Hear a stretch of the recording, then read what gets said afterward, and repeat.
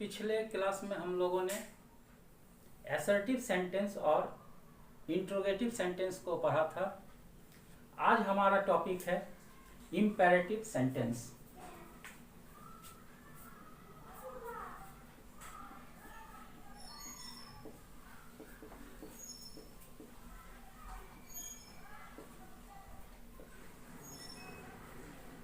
Imperative sentence से किसी का आदेश या आज्ञा, अनुरोध, सलाह, निषेध आदि का बोध होता है। जब किसी वाक्य में हम कहते हैं यहाँ आओ, वहाँ जाओ, यह काम करो, वह काम मत करो, चुप बैठो, सीधे जाओ, इस तरह का वाक्य जब आता है तो वह इम्पेरेटिव सेंटेंस कहलाता है। जिस वाक्य से आदेश या आज्ञा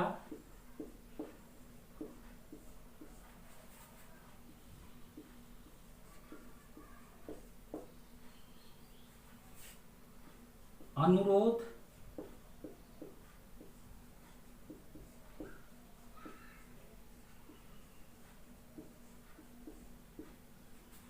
सलाह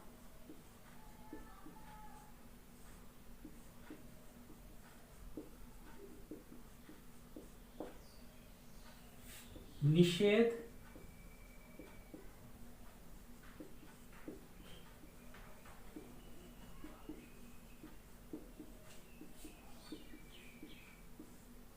आदि का बोध हो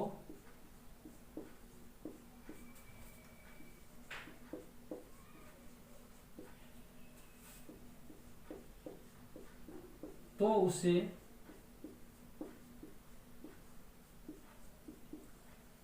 इम्पेरेटिव सेंटेंस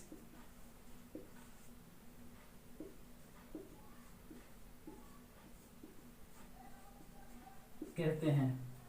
इस प्रकार हम पाते हैं कि इम्पेरेटिव सेंटेंस में ऑर्डर, अनुरोध, सलाह तथा निर्देश, निषेध आदि का बोध होता है। अब हम कुछ वाक्यों को हम देखेंगे जिससे इम्पेरेटिव सेंटेंस स्पष्ट हो जाएगा। सबसे पहले हम देखते हैं ऑर्डर।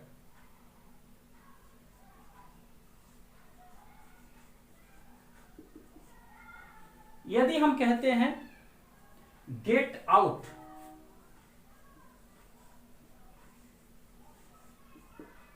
तो इससे ऑर्डर का बोध होता है। या stand up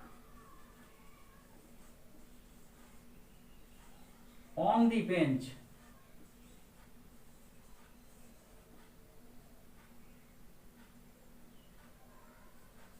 do it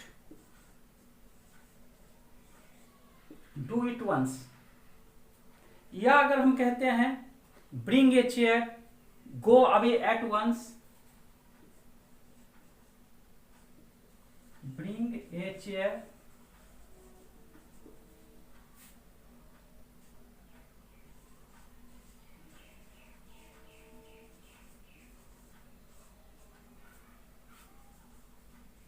go away at once. या कीप क्वाइट। इन वाक्यों से पता चलता है कि किसी को आदेश दिया जा रहा है या ऑर्डर दिया जा रहा है, तो इसे हम इम्पेरेटिव सेंटेंस कहेंगे। इसके अलावा कुछ सेंटेंस हम रिक्वेस्ट का लेते हैं।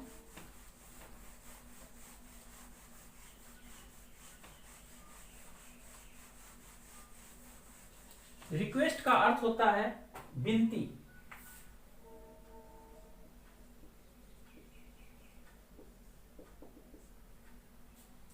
रिक्वेस्ट के साथ हमेशा या तो प्लीज या काइंडली शब्द जुड़ा रहेगा। जैसे प्लीज सिट डाउन, काइंडली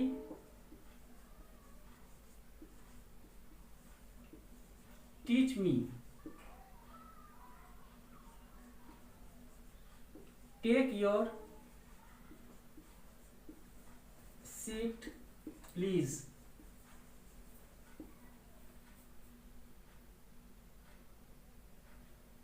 इसी प्रकार बहुत से शब्दों का हम लोग रिक्वेस्ट में हम लोग प्रयोग करते हैं, जैसे please give me a pen, please help us इत्यादि वाक्य रिक्वेस्ट कहलाता है और यह इंपेरेटिव सेंटेंस में ही आता है। इसके बाद हम लोग आते हैं एडवाइस में। एडवाइस का अर्थ होता है सलाह। सलाह का मतलब होता है हम लोग किसी को किसी काम के लिए सलाह देते हैं, उसे एडवाइस देते हैं। जैसे अगर हम कहते हैं help the poor,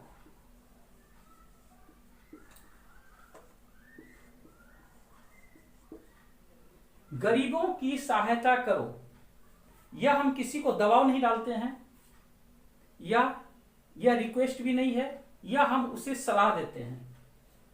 love your country,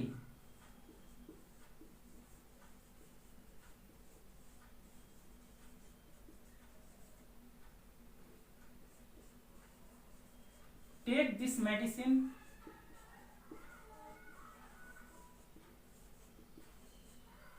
in time,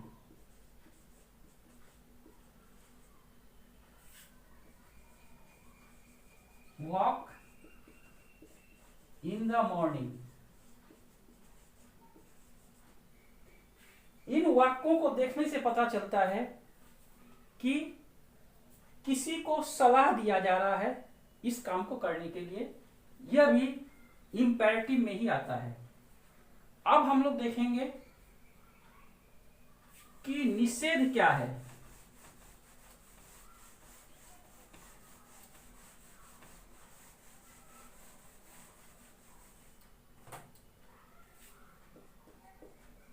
prohibition, निषेध का अर्थ होता है ना करना या मना करना।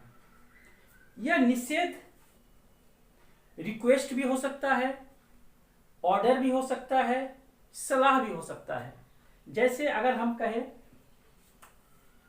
डोंट सिट हियर, यह आदेश प्रतीत होता है। या अगर हम कहें प्लीज डोंट डिस्टर्ब मी, जब प्लीज शब्द का प्रयोग हुआ तो इसका अर्थ है कि यह रिक्वेस्ट हो गया। डोंट टच फायर,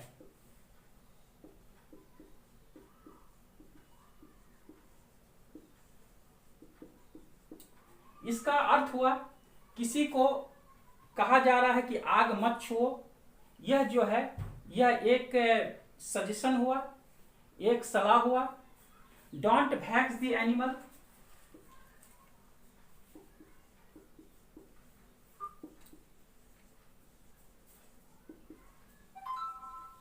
यह भी सलाह हुआ।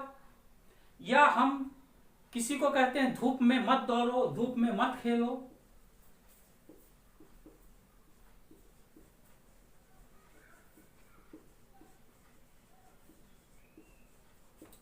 यह भी एक सलाह हुआ। तो इस प्रकार हम देखते हैं कि इंपेरेटिव सेंटेंस में आदेश का बोध होता है, रिक्वेस्ट का बोध होता है, एडवाइस का बोध होता है और प्रोहिबिशन का बोध होता है, यानी निषेध का बोध होता है। और इसे ही हम इंपेरेटिव सेंटेंस कहते हैं। आशा है आप लोग अच्छी तरह समझ चुके होंगे। और अगर आपको किसी तरह की कोई कठिनाई है तो तो आप मुझे कमेंट कर सकते हैं। Thank you.